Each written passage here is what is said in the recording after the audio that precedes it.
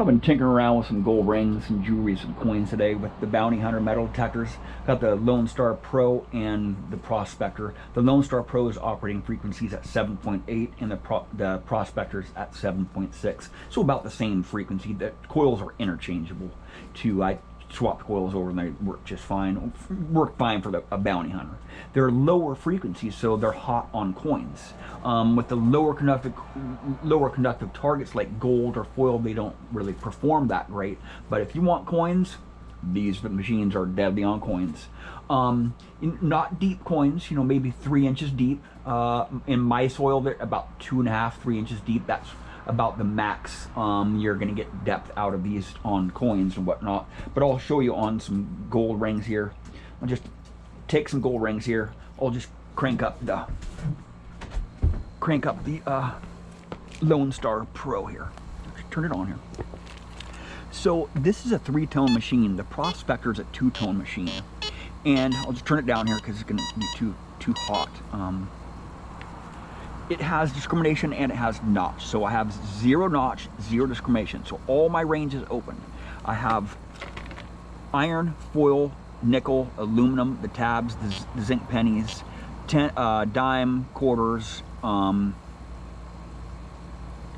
and $1. I don't know how many dollar coins you guys are digging out, but so this is wide open here with 4 bars of gain here. It's a gold ring. I'll just put it on the top of concrete here. It's just on top of the concrete, right? There's nothing down here, right?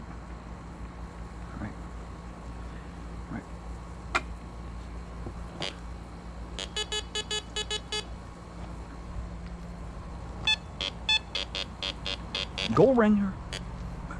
Take another gold ring here. I'll take this gold ring here I found just a couple months ago, right here. Reading up that foil. Foil, says foil. Now I'll put it on the concrete here again. I'll take those two same gold rings here, and I'll just go over my soil here, right?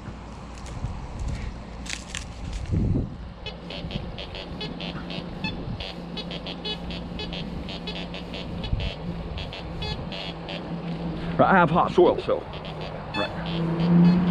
I have hot soil, and there's some iron, a little bit of iron here too. Go out here, go over to cleaner area.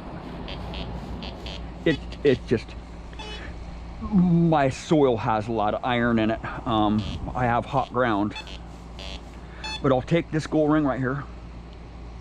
This gold ring right here, gold ring. I'll put this right on the surface here. Right on the surface here. Now watch. Right? Didn't change anything. When I'm above that ground, it is having to process that soil underneath that coil. So it's calling that iron now, right? Iron. If I swing really slow, but if I swing slow everywhere, it's going to give me a lot of foil tones on the soil. I'm not swinging slow like that. When I'm detecting, I'm swinging fast.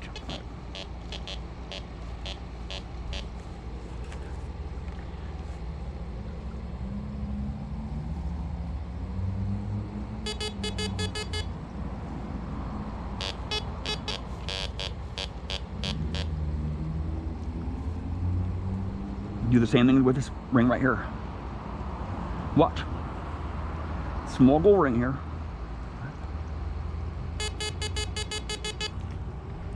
Reading up at foil. Foil. Right on the surface.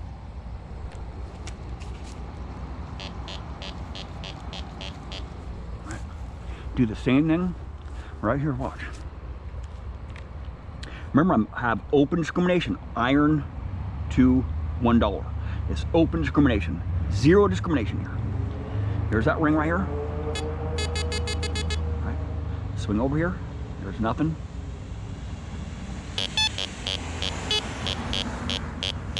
Iron, calls it iron. All right. Do the same thing right here with this gold ring here.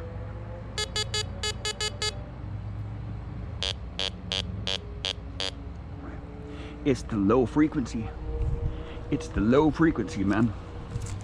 I can do the same thing with the dime there, or any coin, or a pull tab. Maybe a pull tab might be different. I think I'll put this other ring here. This is a small silver ring here. This is a small silver ring, very small one. It's made in Mexico. It's a Mexican silver coin, or Mexican silver ring here. Just reading up at foil, right? And I'll just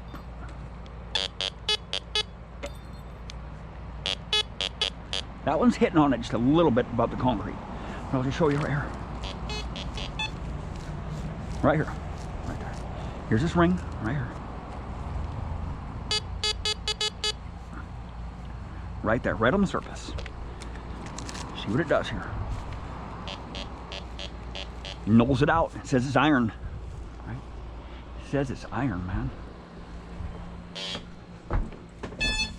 So I'll tell you, these are single frequency machines, so I cannot change the frequency. I can come out here with my high-end detectors and put them in 5 kilohertz. The same thing will happen. The same thing will happen in single frequency. You know, the lower frequencies just do not hit those lower conductive targets very well.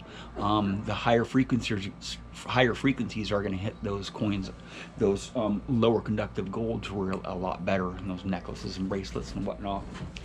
And the higher frequencies get through my soil here. You saw that, right? You saw that when it's in the air, when targets are in the air, when you see people doing bench tests in the open air, you're not putting that detector under load, man. I want to know if that frequency or that configuration on the settings on that detector is going to get through my soil. It can process the soil without overloading on it, and that detector was just overloading on the soil there. It was completely blinding over that gold ring, those gold rings on the surface of the soil, because it was having to process all the minerals in there. The lower frequencies do not process the highly mineralized ground that I have. I have very lot of iron oxide in my soil. It's red soil, red clay. And the higher frequencies, the mid frequencies, do a lot better. And the mid frequencies, like right around 14 to 15 kilohertz, does really good on the lower conductors and the higher conductors, and it gets fairly good depth on those low conductors and the higher conductors, you know, the silver coins and the gold rings, or the lower conductive targets. But the higher frequencies doesn't get through my soil. It doesn't penetrate very deep in my soil on the lower conductors or the higher conductors, but I can swing a lot faster. I can swing very fast in the higher frequencies. It just naturally, it has a better response to all targets, especially the small targets. It's very responsive to small targets, the higher frequencies. You saw that. It's not going to affect a detector much if all the targets are right on the surface, but once they're under the surface a few inches, you know, 2 or 3 inches, that detector is really going to struggle at them, especially in my soil. I've shown you guys live dig comparisons with other machines, but you know, those are other machines, those are high-end machines, and if I could compare these two against each other, they're pretty much the same machine. They're pretty much, these two bounty hunters are running at the same frequency, and so it really is a frequency thing. And it's not really a coil size, it's a frequency thing. You know, with the other high-end machines, they're adaptable and they're versatile machines, so you can change frequencies, and you can change recovery speed, you can change tones, you can change coils. You have a lot you can do with the high-end machines. You can put a different coil on these machines, but they're single frequency, so you're stuck with that. If you have mineralized red clay, the lower frequency machines just do not penetrate through the minerals, and that's what I've experienced a long time ago. I learned that a long time ago the hard way, of just trying different machines and trying different machines, and just the lower frequency machines, or the lower frequencies, even on the high-end machines. If I put like the Equinox in 4 or 5 kilohertz, or the Legend in 5 kilohertz, or the Deus 2 in 5 kilohertz, or the Equinox in 5 kilohertz, they just don't penetrate the ground here. They false a lot on the minerals too. So, and they eat up the batteries a lot faster. Those lower frequencies can be really harsh on the batteries. So your batteries are going to drain really fast. So, and the newer machines, you know, the more modern machines, they're waterproof. So if you want coins, these detectors will smack coins out fast. If you're just beginning and you're not really sure about the hobby, and you don't have a lot of tools, you don't like have really expensive pinpointers, you don't have really expensive bags, you don't have really expensive gear and whatnot, to get coins, these detectors are ideal, and it's a really good way to get into the hobby. But really, once you start really detecting more and more, those batteries are going to be really expensive, and you got to remember to take the batteries out when you're not using a detector that has batteries in it, or a detector that has AA or 9-volt batteries. You got to remember to take those batteries out, because they can explode in there and ruin your whole detector. If you let them sit for more than a couple months, you gotta take the batteries out, because those alkaline batteries are notorious for destroying metal detectors. You know, they're expensive. The 9-volt batteries, like I said, you know, you leave your detector on, if you get to turn your detector off, that's $12, you know, with 2 9-volt batteries.